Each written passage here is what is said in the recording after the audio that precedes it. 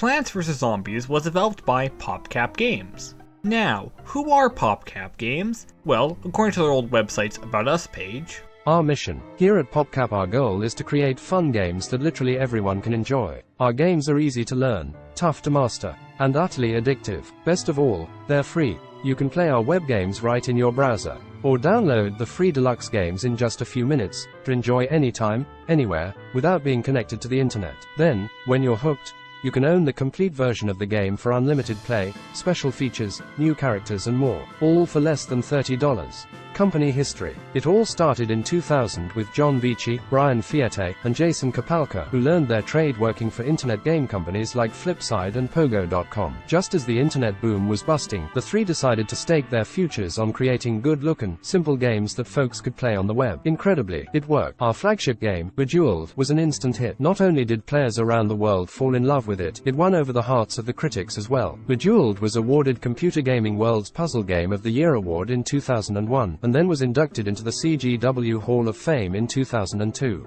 The only puzzle game inductee since Tetris.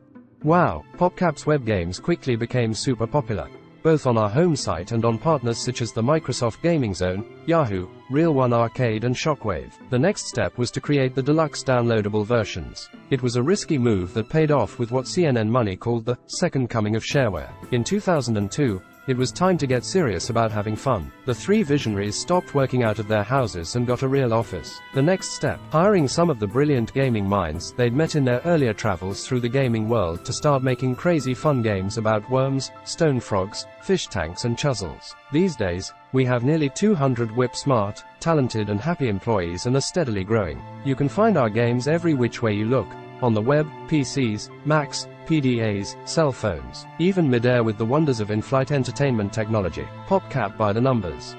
Year founded, 2000. Number of employees, 180. Number of PopCap games, 35. Number of awards our games have won, 24. And counting. Chuzzles that Nonny, the office dog, eats in a day, 4.5, average. Current Robotron high score, 4,043,350. Developer Program. The purpose of the PopCap Developer Program is to contribute to the indie game community by allowing free access to the programming framework we've successfully based our own games on. there's just something so charming about it with how they work in little bits of humor and in-jokes. It's all very wholesome, I guess? There's just something about that line, about the second coming of shareware, that really warms my heart. That, and releasing their framework so that anyone can just make their own games with it, really does show that these guys do care. And you guys know me, huge Carmaxian over here, so it's just so nice seeing PopCap follow in the steps of Carmack. Now, it might seem a bit weird constantly comparing PopCap Games to John Carmack. However, I do this because I want to highlight how amazing PopCap was to do these things for the benefit of their customers and for game designers as a whole, and how sad it is that they lost that. They are no longer the PopCap that I love. But that's for later in the video! For now, let's stop beating around the bush and start covering the game. So, we load up the game, see the PopCap logo, and I realize this game was made in 2009 and doesn't support widescreen. I guess I never noticed it, playing it on a square monitor back when I was a kid. Oh well. So we go down to GitHub to download a widescreen mod and some DirectX renderers from a different website. Link in the description, please use that at your own risk, I'm not responsible for this, yada yada yada. We create a new folder in the game files and edit everything in there. Then we use the widescreen application and... perfect! It's widescreen and running at a beautiful 1920 by 1080 screen resolution. This allows us to properly enjoy the beautiful, lovely, and charming art style of the game. Now, the basic gameplay, for those of you who don't know, is that the zombies are trying to get to your house to eat your brains, and in order to do that, the zombies have to cross your lawn. Your lawn is broken into a 5x9 grid composing of 5 lanes. And the only way to prevent the zombies from eating your brains is to grow plants to prevent them from reaching you.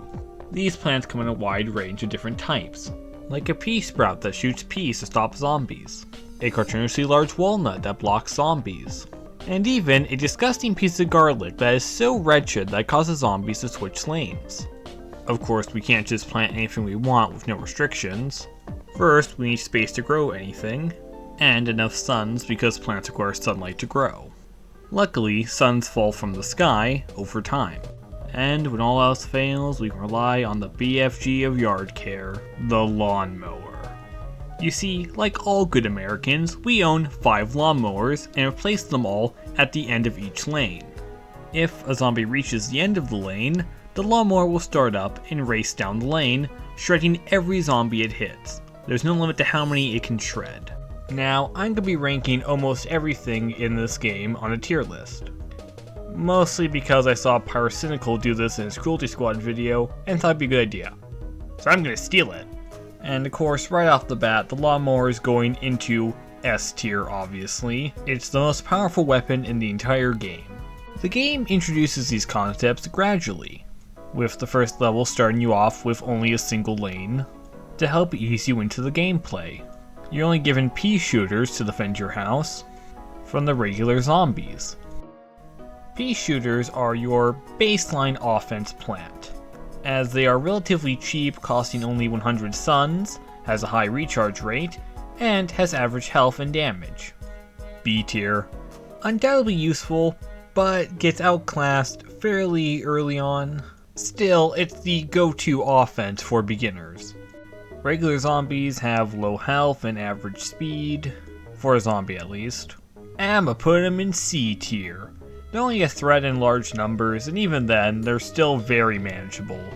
After the first level, we're introduced to a new plant, the sunflower, which is our first passive plant. You see, sunflowers produce sun over time, making them the key to most strategies in this game.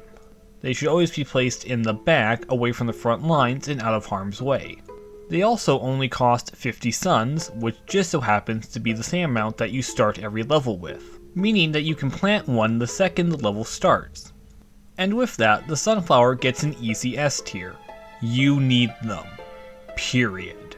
The next level starts with AstroTurf unrolling onto your barren lawn, giving you an extra 2 lanes. This has nothing to do with anything, I just think it's really cute that they have AstroTurf unrolling as an in-universe way to explain how you unlock more lanes. Anyways, after this level we get our first single-use plant, the cherry bomb. You plant it, it explodes. It will instantly kill any zombie within a 3-tile diameter. Although it's a bit pricey and has a slow recharge time. Useful in a pinch, but not very reliable. I'll put him in B tier. Skipping the next level, we get the walnut, our first defensive plant. A massive walnut that just sits there and does nothing. It might not seem useful at first, but have you ever tried breaking open a walnut with your bare hands? Impossible, right? Now imagine that walnut is about the same size as a person, and you'll start to realize the issue. For as the walnut has high health, making it a great roadblock against zombies, as it will take them forever to actually break through it with their bare hands and eat it. The only drawback being the incredibly long recharge time. But other than that, A tier. And after skipping another level, we are given the shovel. The shovel is pretty useful as it's used to remove plants, which you might want to do for a myriad of reasons, like wanting to replace it with a stronger one, or just simply wanting to clear the space. The shovel goes into A tier, very useful. After acquiring the shovel, we get introduced to our neighbor, Crazy Dave, who teaches us to use the shovel to clear our lawn.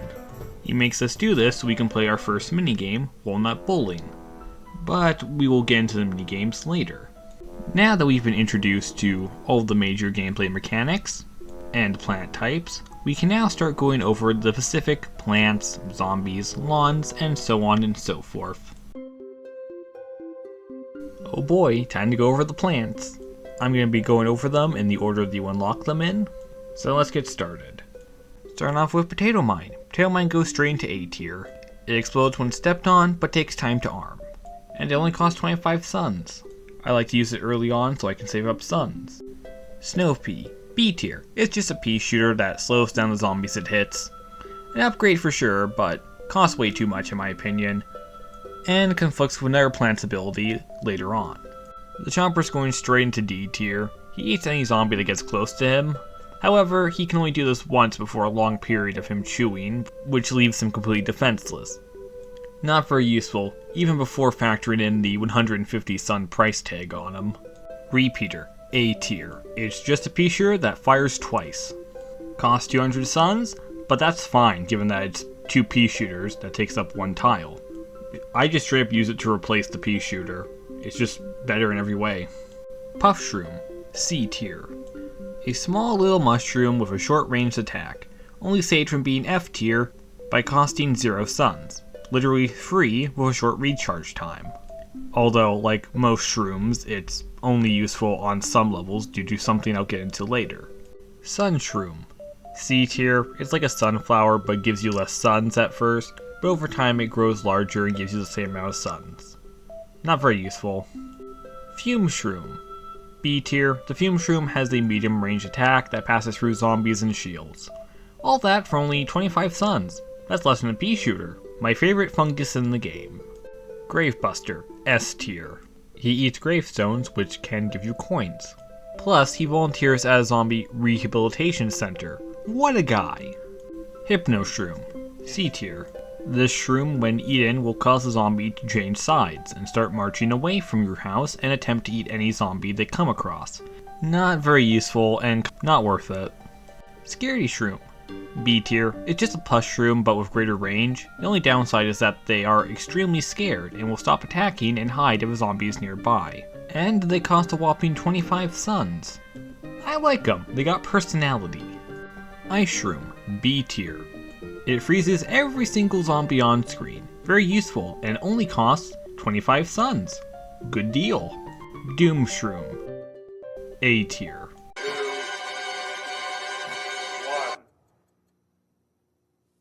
2, 1. Lily Pad, S tier. It lets you plant on water. That's it. Squash, S tier. Does what it says on the tin. He squashes any zombie in front or behind, and only for 50 suns. A good deal. 3-Peter, C tier. I really don't like this one. It's the pea shooter that shoots 3 peas across 3 lanes. Not very useful, as if it's placed at the edge of your lawn, then it'll only be able to fire 2 peas. And it costs a whopping 325 suns. It's not worth it. It's more of a gimmick plant than anything. Tangle Kelp, B tier. It'll drag down 1 zombie into the water for 25 suns. The Potato Mine of the Sea. Jalapeno, A tier. Once it's planted, it will combust, shooting a line of fire, killing anything in its path. Basically a lawnmower that you can use at will. Spikeweed, B tier. It's a plant that can't be eaten by zombies, but can only harm zombies that step on it. Nicely paired with a walnut or other defensive plants, but other than that, not very useful. Torchwood, S tier. This plant doesn't directly attack zombies, but instead converts any peas that pass over it into fireballs, which do extra damage. Although it will just turn ice peas into regular peas. And all this for only 175 suns. That's less than a repeater. Tallnut, A tier. Walnut's big brother. He has more health and prevents zombies from going over him. The only downside is the price. A whopping 125 is kinda pricey for a defense plant, but in my opinion is more than worth it. Sea Shroom, D tier. Just a push shroom that can only be placed in water. Very situational and has a really long recharge time. Plantern, B tier. The bane of all fog. It's only useful during one part of the game, but it's very useful in that one part of the game. Cactus, B tier. Basically a pea shooter, but she can shoot down balloons. However, it costs 125 suns. With these pros and cons, it's about as good as the pea shooter. Blover, F tier. Blows away fog and balloons. Single use and costs 100 suns. Not worth it in the slightest. Split pea, B tier. Just your regular old pea shooter.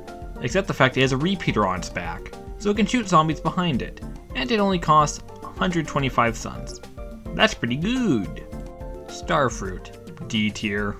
So this plant fires in 5 different directions, the issue being that none of those directions are in front of it, meaning it can only attack zombies in the same lane if they're right in front of it.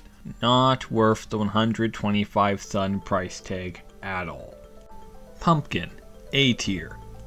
It's as strong as a tall nut and costs the same. However, it can't stop zombies from going over it. But the main appeal of the pumpkin is that it can be placed on another plant.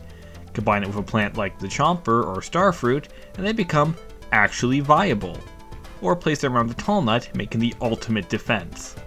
Magnet shroom, A tier. Why bother dealing with zombies with metal armor and tools when you can use the power of magnets to take away their metallic toys? This is very useful as almost all of the worst zombies use metal objects. Cabbage bolt, C tier. It's like a pea shooter, but instead of shooting peas at zombies, it catapults cabbages, meaning it goes over shields and other such obstacles. Flower pot, S tier. Allows you to plant on your roof, and only costs 25 suns. What a steal. Kernel Polt, B tier. It's like the cabbage polt, but it does less damage, but has a chance of lobbing a brick of butter at zombies. The butter does the same damage as a cabbage, but that's not the point. The point is when a zombie has butter on its head, it freezes in place until the butter melts. And because the butter is not affected by fire, it makes for a great support plant. Coffee bean, B tier. It wakes up sleeping plants. Garlic, F tier. The garlic, which I will call Randy for reasons, is so disgusting that any zombie that bites it will immediately regret it and move to a different lane. And honestly, I don't blame them. Umbrella leaf, C tier. The umbrella leaf has one purpose in life, and that is to block falling objects. Whether it be rain, zombies, or basketballs, it stops them all. As long as it's falling from above, that is. Otherwise, it won't stop anything. Marigold, S tier. Like a sunflower, but instead of producing suns, it produces money. Capitalism! Melon Polt, A tier. Like the kernel or cabbage bolt, except for it flings watermelons at zombies, meaning it does way more damage as watermelons are larger and denser than cabbages, kernels, or butter. It also has splash damage, meaning any zombie behind or next to a zombie that gets hit by it will take damage as well. Sure, it costs 300 suns, but that's less than a 3-peater and way better, especially because of the splash damage. Now honestly, I love all these plants. To their designs, to the creative ways they attack, to how they all cover each other's weaknesses, and tackle different problems and environments. Honestly, they're one of the main reasons why this is my favorite strategy game. They're just so packed with charm and character you can't help but love them. And speaking of full of charm and character, what's the point of plants if we can't use them on anything? Now, a lot of zombies require certain types of plants to deal with. Luckily, the game always shows you what zombies you're going up against before you pick your plants. So without further ado, let's get into the zombies. Flag Zombie, S tier.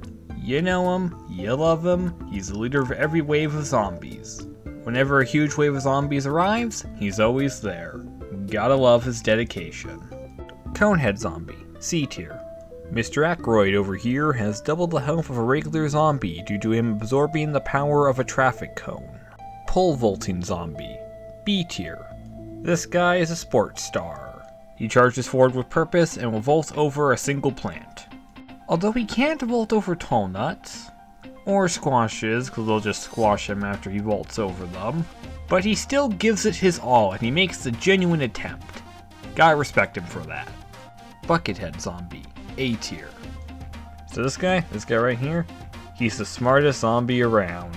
He understands that a bucket is way more powerful than a road cone will ever be. This bucket grants him 4 times the health of a regular zombie. He's done the math, and that's why he's dangerous. Newspaper Zombie, C tier. They use a newspaper as a shield. Not very effective, However, they're very interested in current events, meaning that destroying the newspaper sends them into a fit of rage, where they will charge forward in an attempt to avenge their newspaper. Screen Door Zombie, B tier. This monster not only ate someone's brain, but then proceeded to steal their door as well. The door is an effective shield. However, with it being a screen door and all that, fumes can pass right through it. Football Zombie, S tier, hands down, no argument. Your typical football jock. Rushes down the lawn as if it were a football field. Basically a buckethead zombie that sprints. The kid's got the speed and endurance of an athlete. Watch out. Dancer Zombie, A tier. Now this zombie has two different designs. One is based off of Michael Jackson, and the other one is the iconic disco zombie we all know and love. But regardless of that, he dances in and summons backup dancers. Luckily, he's slow as he constantly pauses to dance. He can be tricky to deal with, especially if you're still building up your defenses. Ducky Tube Zombie, C tier. Just a regular old zombie, but can float on water. Snorkel Zombie, B tier. This guy dives underwater where you can't hit him, and only emerges to eat plants. Tangle kelps are his greatest weakness. Despite not needing air, he still uses a snorkel. I guess that's pure pressure for ya. Zomboni, A tier. A zombie on a Zamboni. A Zomboni. He just drives forward slowly, crushing every plant in its way, and leaving a trail of ice behind. You can't plant on the ice, and you'll have to use a jalapeno to clear the ice, or wait for it to melt. Also, he dies instantly to spike weeds as they can pop wheels, although doing so will crush the spike weed to death in the process. Zombie Bobsled Team, A tier. If the Zomboni creates a long enough trail of ice, a team of 4 zombies will appear using a bobsled to gain a bit more speed. This is a major problem, so make sure not to let them spawn in, or have a jalapeno ready. Dolphin Rider Zombie, S tier. Imagine a pole vault zombie, but in the water. Also, how do the zombies manage to treat dolphins better than SeaWorld? Jack-in-the-Box Zombie, B tier.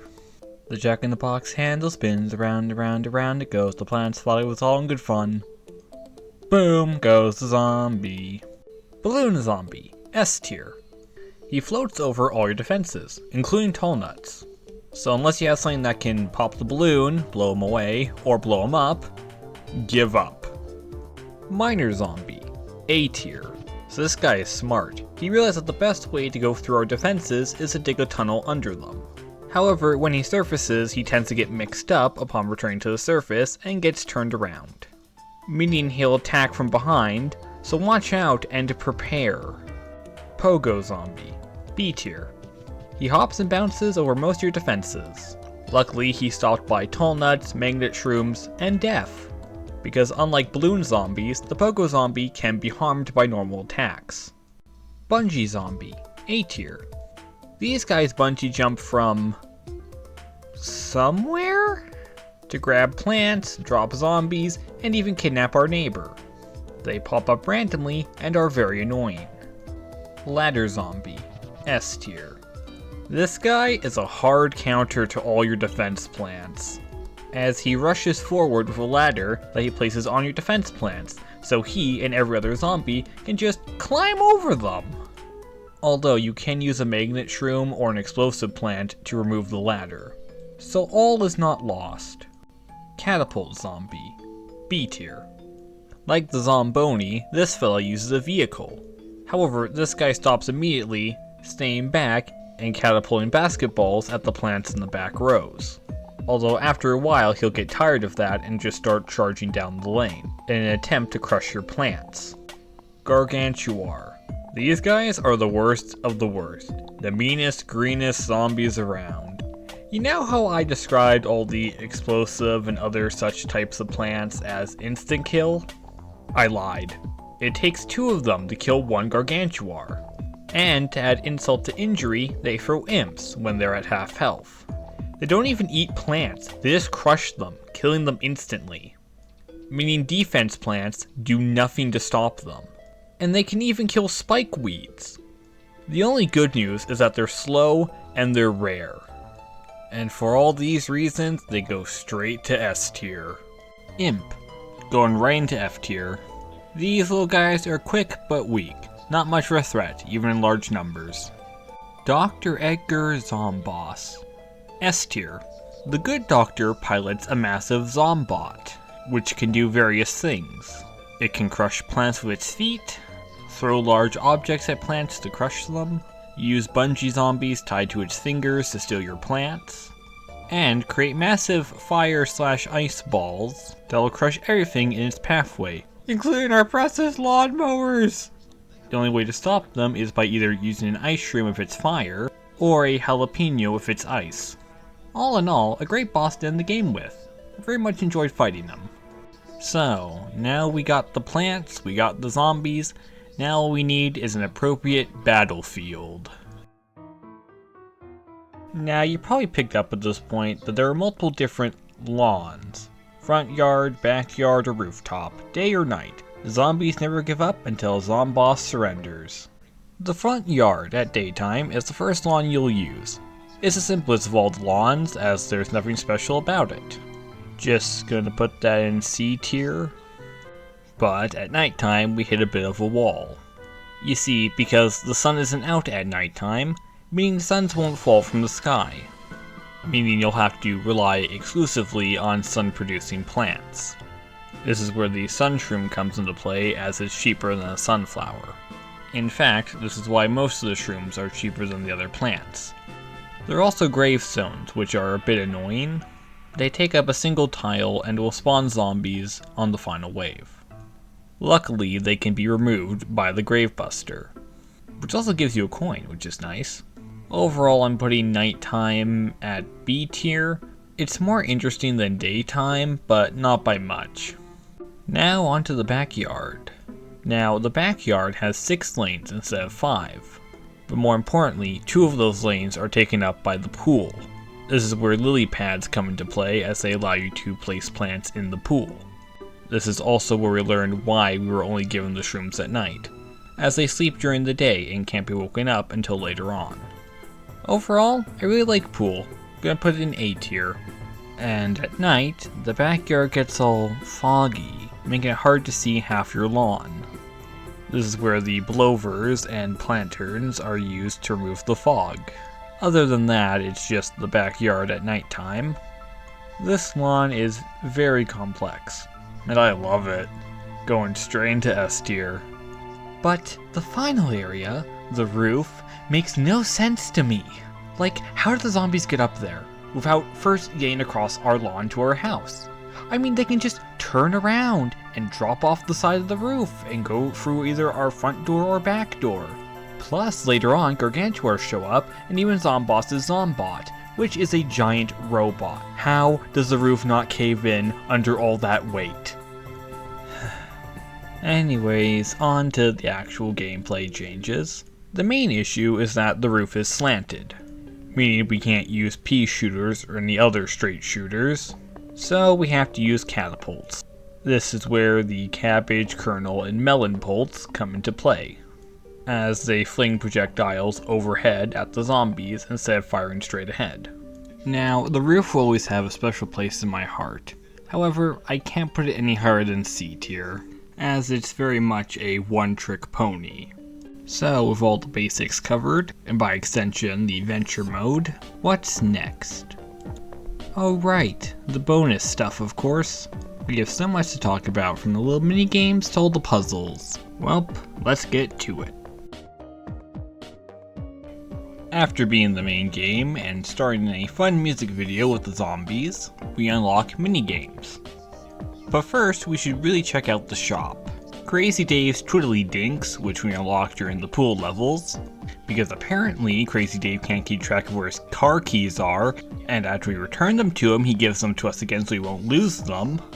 Anyways, putting Dave's incompetency aside for the time being, we can now buy all kinds of things from Crazy Dave's shop, like extra seed pouches, allowing us to pick more plants to bring into a level, pool cleaners that are just lawnmowers for your pool, roof cleaners that are just lawnmowers for your roof, rakes that will kill the first zombie of a level for you, the ability to plant over defense plants to repair them, and of course, extra plants. Twin sunflowers, go into S tier. Now you have to plant these over top of regular sunflowers, and they are a little pricey, costing 125 suns, but the ability to double your sun production without taking up any extra space makes this one of the best plants in the entire game. Gatling pea, A tier. Pretty much all of these need to be placed over top of another plant. This time you need to plant it on a repeater. This upgrades the rate of fire from 2 peas to 4 peas. However, it costs 250 suns and has a really slow recharge, and requires multiple to really make a noticeable difference, which holds it back from being an S tier. Gloom shroom, S tier. This is it, fellas, the best fungus in the game. You plant it over a fume shroom, causing it to shoot out fumes in all 8 directions within a short range. Make a line of them, cover them with pumpkins, and watch as the game becomes a cakewalk. Spike rock, A tier. This is an upgrade for the spike weed that costs 125 suns, does more damage, and can withstand being crushed 9 times. The perfect defense against vehicles, and the perfect way to buy time against gargantuars. Gold magnet, S tier. An upgrade for the magnet shroom that instead of taking away metal objects, it collects coins for you, meaning if you pair it with the marigold, you can generate extra cash without having to do anything. Winter melon, S tier. Obviously an upgrade of the melon pult, just adds the ice ability to the melon pult, allowing it to slow down zombies, meaning it has lethality, utility, and versatility. Cob cannon, S tier. Now this one's built a little different, as it requires you to plant it on 2 plants instead of 1. Now, it may cost a whopping 500 suns, but it's worth it, as the cob cannon allows you to fire intercontinental ballistic cobs of corn at the zombies. Basically, you're able to place a cherry bomb on the map at will. The only issue is that there is a recharge time on it. However, if you have multiple, this isn't a problem. Finally, we can enact total war. Sherman would be so proud. Cattail, A tier. Plant this on a lily pad and it will launch homing spikes, meaning it can not only attack any zombie on screen, but can also pop balloons. While it might not seem that useful, keep in mind that most of the more dangerous zombies can't go into the pool, meaning you can get by with less defenses, giving you extra space that is perfect for adding some cattails for support. And the final plant, the imitator. It copies whatever plant you want it to, create a duplicate of it with the same price and everything. I'm going to put it in B tier. It's useful if you want to skip recharge times, but otherwise it's a waste of a seed slot. Now, onto the minigames. These are a collection of single level game modes, and try to pull some spin or twist on the gameplay formula. First on the list is Zombotany.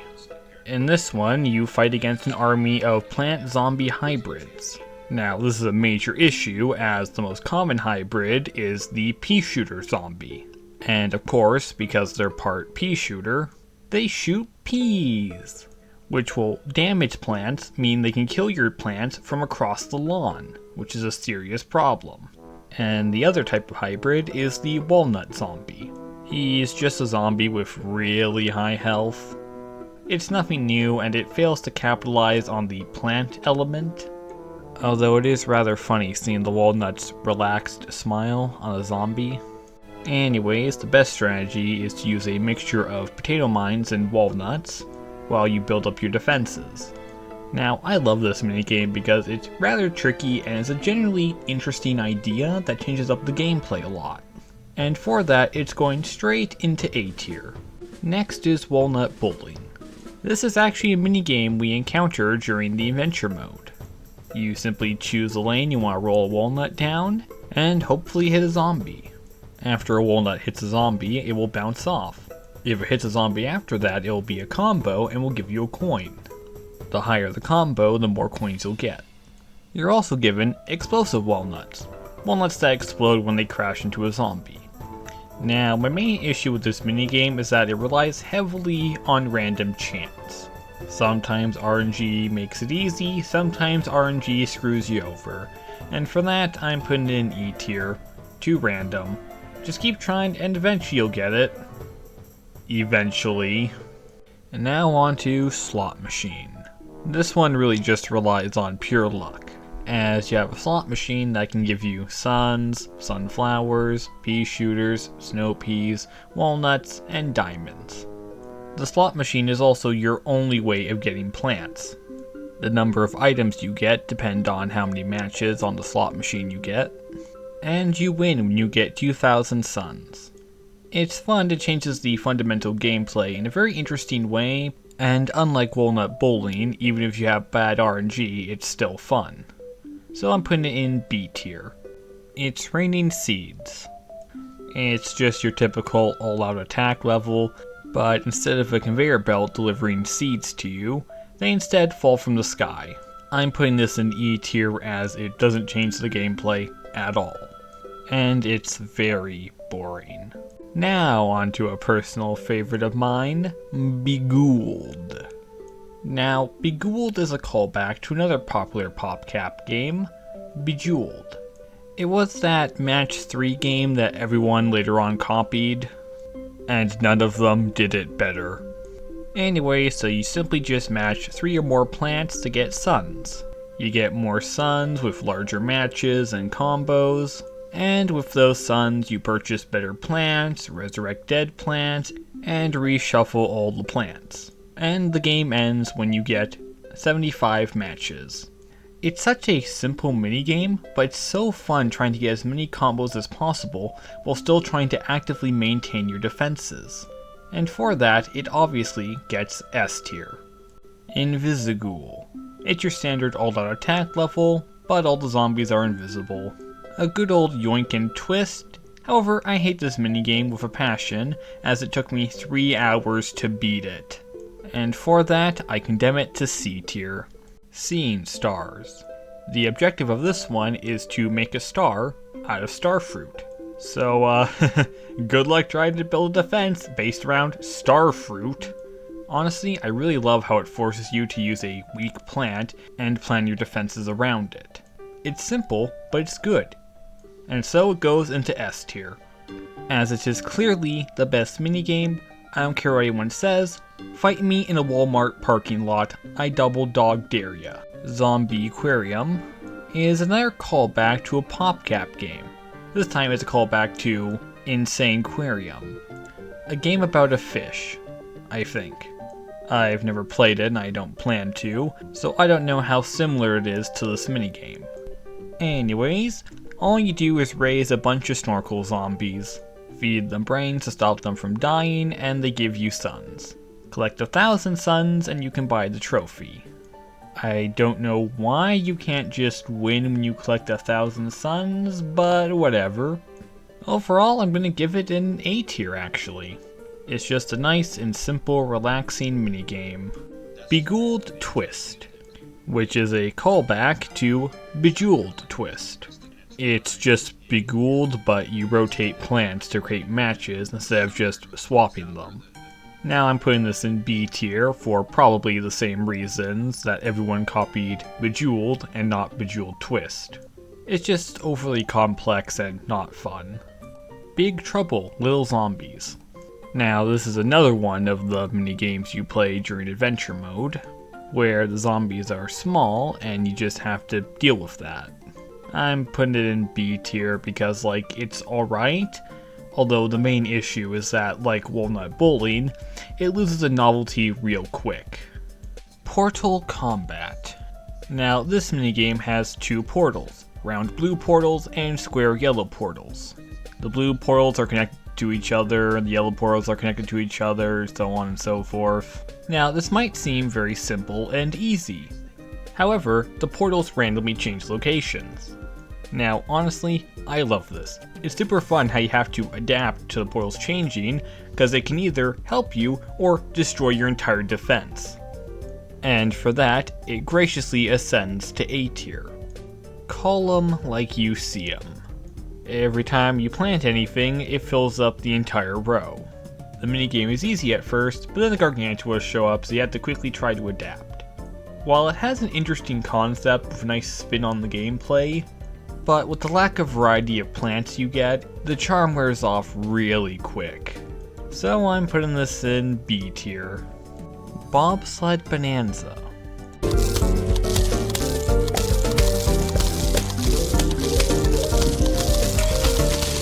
E tier. Zombie Nimble, Zombie Quick.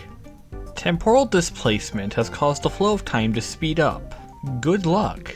This one honestly is a personal favorite of mine, going straight into S tier. I just love how it requires quick thinking and reflexes, and the ability to adapt quickly. Whack-a-Zombie. Another minigame that we play during adventure mode. Just whack the zombies with the hammer, sometimes they give you suns. Those suns can use to buy potato mines, cherry bombs, or grave busters. This minigame's going into E tier. It's just boring. Last Stand. In this minigame, you're just given a bunch of suns and are told to build up your defenses before summoning the zombies. And after each wave, you're given more suns to either repair or expand your defenses. Now, this one's going to S tier, not because of the quality of the minigame, but because of a different reason. And that reason is capitalism. First, plant a bunch of marigolds in a 5x6 grid at the back and place 2 golden magnets in there. Now plant a row of tall nuts in front, then add spikeweed and or spike rocks in front of them, and now sit back as you generate unlimited cash. Don't expect to win this way though. Zombotany 2. This time, it's personal. So now we have new hybrids, like the tall nut zombie, who are tough enough to survive an insta-kill plant. Gatling Pea Zombie. As if the pea shooter ones weren't bad enough. Now their threat has been increased by a factor of 4. I hate them, kill them immediately. Squash Zombie. He'll squash anything in his way. Luckily, doing so will kill him. So just plant something cheap in front of him and you're good to go. Jalapeno Zombie. I think he causes a line of fire, wiping out an entire lane of your defenses. I assume. He's not a problem at all, to the point where I'm assuming what he does. I've never seen him attack. They always die before they can do anything. I'm too good at this game. Overall, Zombotany 2 is a great improvement over the original, with more plant zombie hybrids that are just overall better. And for that, I'm putting it in S tier. Walnut Bowling 2. Now with this one, they added a brand new nut, the big walnut, which basically just acts as a lawnmower you can plant down. It'll wipe out an entire lane of zombies. However, Walnut Bowling 2 goes into F tier, as it's just more of the same with not enough changes to justify having another one. Pogo Party. Face a near endless wave of pogo zombies. Honestly, I don't understand why everyone has such a hard time with this. Just use tall nuts. Now, I'm going to put this in A tier because while it is very simple, it's still a bit tricky, and I like it. Dr. Zomboss's Revenge. Fight against Dr. Edgar von Zomboss's Zombot. Again. I'm putting this in A tier because honestly, when I was younger, I would play this one constantly as I loved the boss fight. And because of that, I can't rank it any lower. Now that we're done with the mini games, we can move on to some of the other alternative game modes. Puzzles are split between 2 game modes, Vasebreaker and iZombie. Now, Vasebreaker is simple, and you even play a round or 3 during the adventure mode. There's a bunch of vases, some contain plants, and some contain zombies. So go smash them. Eventually, you'll encounter green vases. These will always have plants in them. One of the issues is that you don't have the safety net of lawnmowers in this game mode, and you win the stage when all the vases are broken and no zombies are left alive. Also, here's a little tip for you.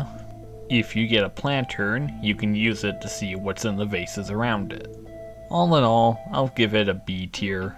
Not my cup of tea, but I can't really find anything wrong with it. And on to my favorite of the two, iZombie. In this game mode, Crazy Dave has been approached by the zombies, who asked him to help them practice breaking into people's homes to eat their brains. And of course, Crazy Dave agreed, but only under the condition that no plants were to be harmed during the practice. So now it's up to us to help the zombies get through a lawn full of cardboard plants and help them eat the brains on the other side. Now of course we can't just plant zombies willy-nilly, as zombies require suns to plant. So not sure if that's the right word, but still. Requires suns to plant zombies. And how you get suns is by having zombies eat cardboard sunflowers. Overall, I love this game mode. It's just so silly, and has a decent amount of strategy to it, and is completely different than the regular game mode. And for that, I love it, and will place it lovingly in S tier. After beating each of these game modes, we unlock Endless Mode for the respective game. Endless Mode is self-explanatory. Once you beat a level, you move on to another one, and you keep going until you die. Anyways, now it's time for the main event, Survival. Now, Survival is my favorite of all the extra game modes. It's a very simple concept. Survive 5 to 10 waves of zombies. Basically 5 consecutive levels. This means you can build up your defenses throughout and change your plans in between waves. And there's one survival for each lawn with 2 difficulties. Of course, the normal survivals are garbage, however the hard survivals are where the mode really shines, as more types of zombies appear, meaning you have to prepare for more things and attempt to change your defenses to deal with them. It has that react, adapt, and conquer appeal to it. And after being survival mode, you unlock Survival Endless, which is just the hard version of Survival Pool, but you know, it doesn't end until you die, meaning you practically have an infinite amount of resources to build the best defense you can imagine. Now, with the existence of Survival Endless, this means we can determine the objectively best defense in the entire game. The best I was able to make was this one that got up to 26 flags before I got bored and stopped. However, there is a small minor issue that I may have forgotten to mention. Remember how gargantuars take 2 instant kill plants to kill? Well, now we have the red-eyed Giga Gargantuars. They're just like normal ones, but with double the health, meaning they take 4 instant kill plants to kill. Good luck, pal, you're gonna need it. Now, for those of you who don't like the minigames, puzzles, or survival mode, that's fine. You can just play the adventure mode again, but tougher. You see, when you start adventure mode again, you'll be met with Crazy Dave, commenting on how the zombies just don't give up. And this time around, he'll be picking 3 plants for you to use. So basically, 3 of your seed slots are taken up by random plants now. However, this can easily be circumvented by saving up your cash and just buying more seed slots. Now, this isn't the only difference this time around, as there are also more flags in each level. This is immediately apparent as the first level has 2 flags, letting you know that this time the zombies aren't messing around. And with that, we covered everything in the game.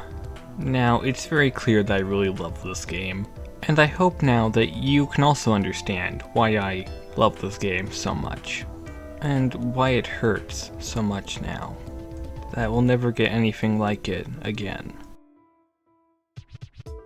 In 2011, Electronic Arts purchased PopCap for $650 million. EA then proceeded to lay off 50 employees a few months later. PopCap only had around 400 employees at the time, so this was a major chunk of their dev team that was immediately fired without cause. In 2013, Plants vs. Zombies 2, It's About Time, released, and it was clear that something was different. It clearly lacked the soul that the original had. I haven't played Plants vs. Zombies 2 in years, but I still find myself returning time and time again to the original, even now. One of the major changes was that the game was incomplete, and that was by design. Many of the plants from the first game were locked behind a paywall, and many of the new plants that the game forces you to use in some levels were also locked behind a paywall. The Zen Garden was reworked to get you to buy diamonds to skip wait times. Eventually, the entire adventure mode was reworked, but these microtransactions stayed. Within 2 years of being bought, PopCap had become another soulless corporation. They were no longer focused on packing as much content into a game that you paid for, out of genuine passion and care. Now the focus was on adding as little content as possible, and then adding the rest later on as in-game purchases, so they can meet deadlines and profit quotas.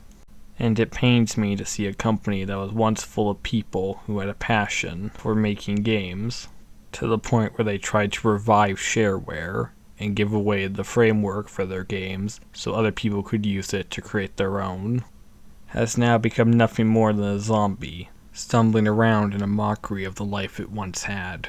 The beautiful garden that PopCap had nurtured, with tender love and care, has been burned to ashes by the fires of capitalism. This is sadly a common story. So many companies become husks after being bought out by bigger companies. This is sadly an issue of the entire industry, not just EA. Art is constantly destroyed by commercialization.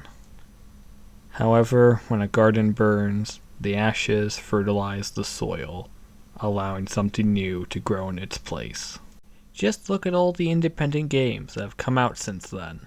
Genuine love and passion for making games is still out there. We just have to go and find it. It turns out you just can't stop people from creating. It speaks to something deep within us that craves to create something. I mean, that's what I'm doing right now. That's why I'm doing this overly pretentious rambling, in hopes that finally, one day, I can get Crazy Dave to hold on to his own Carmack damn car keys! I'm tired of holding on to them for you, Dave!